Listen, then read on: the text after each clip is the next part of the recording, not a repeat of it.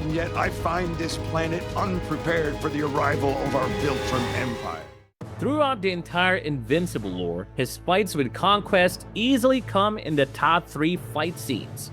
I mean, the sheer magnanimity and gore of it is what left my jaw on the floor.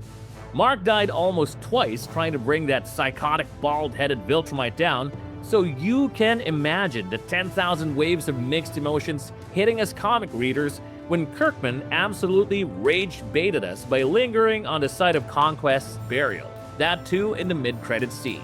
In fact, it took me quite a few minutes to come to terms with what that scene really meant. I could not help but wonder how they gave us a really emotional and almost wholesome episode in the first half, only to end up leaving us dazed by teasing the possibility of Conquest being alive. Was that scene only added to troll us lore-obsessed freaks, or did they really just tease a massive power upgrade for the Viltrum race? Without wasting another moment, let's discuss the probability of Conquest being alive for the second time.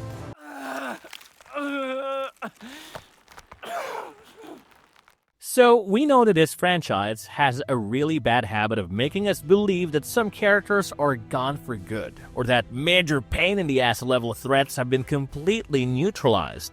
Just take the case with Angstrom Levy from Season 2, because Mark could not kill him. It ended up leading to the Invincible War in Season 3, and the consequences were devastating. The same happened with Conquest last season, as Mark was led to believe that the Viltrumite veteran was dead and gone, but only we knew how Cecile played them all. The entire Grayson family suffered the repercussions of that decision of Invincible Season 4 as Mark's biggest enemy rejoins the Viltrumite forces as they ambush the Coalition ship taking Nolan, Mark, and Oliver to Telescria. The sight of Conquest not only shocked everyone in the Coalition crew, but it also set them back in the overall war. Now we know that unlike Thrag, who goes straight for the kill, Conquest enjoys the thrill of it like a predator enjoys teasing its prey.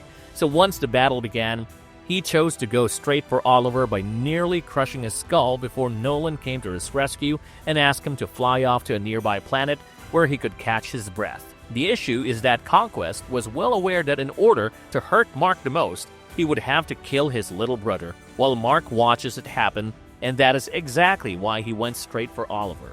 Luckily, moments before he was about to slice Oliver in half, Mark pulled him back, held him by the neck, and then began choking Conquest. He kept at it as Conquest continued tossing him all across the planet, nearly ripping Mark apart, and the battle really went on for a long time.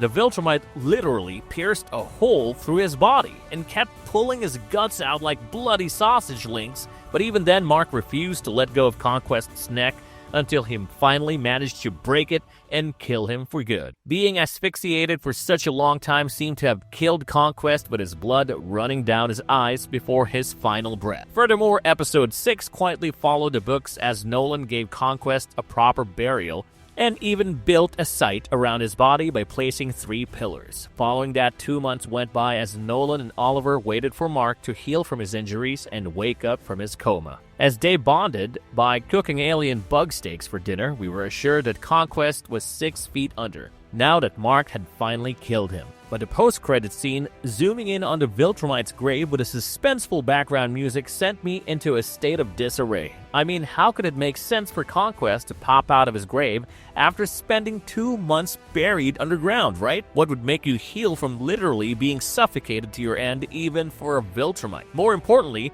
how could he even sustain himself in that condition for 60 days? It was crazy, even though I know the comics end with him dying right here. There is absolutely no tease of him coming back from the grave yet again within the panels. So naturally, to me, this did not make sense unless Conquest dug his way out of his burial without letting Nolan or Oliver get a hint. That is why, if this really was a trolling moment to set his fans into another panic mode, this was beautifully done because, according to the comics, after Conquest finally meets his end in Invincible issue 73, he stays dead as we don't see Mark and his family ever worry again about his return. Moreover, in the comic book, This was a very important milestone at that point because Conquest was the first powerful Viltrumite to be permanently killed in the history of the Invincible universe, and that was a truly big deal because that guy was almost unkillable. Lastly, the burial that Nolan makes to mark the end of his journey gives us the assurance we need to believe that Conquest is really dead. So why does the series choose to leave us with an annoying cliffhanger? Firstly, I believe that Robert Kirkman just wanted to create a peak rage bait moment and make us start thousands of anxiety-stricken Reddit threads in order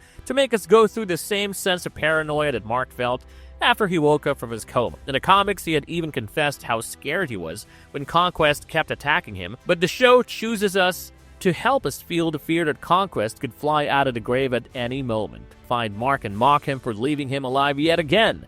I mean, that definitely managed to keep the stakes high up in the sky, while also holding a mirror to the psychological state of the show. Having said that, I doubt anyone wants Conquest to come back from the dead for the second time, because with that guy out of the way in the comics, the power vacuum was filled in by Thrag, and that war raged on for most of the lore. Plus, it just makes sense for them to keep the guy dead, because if I had to go by the comic lore, Conquest's death left an impression that after having a near-death experience during their first fight, Mark had come back stronger and was now a serious threat for the Viltrum Empire. Moreover, the whole build-up to Conquest's death would be soured if his hubris really does not get the better of him. And not just that, this crazy Viltrumite is also the first important casualty of the war, and by extension this makes it a huge victory for the Coalition. But more significantly, there is also the fact that bringing Conquest back after he has been dead and buried for 2 months would completely change the way we understand the Viltrumite power scale. Sure, we know that a Viltrumite comes back 10 times stronger than before after having a near-death encounter,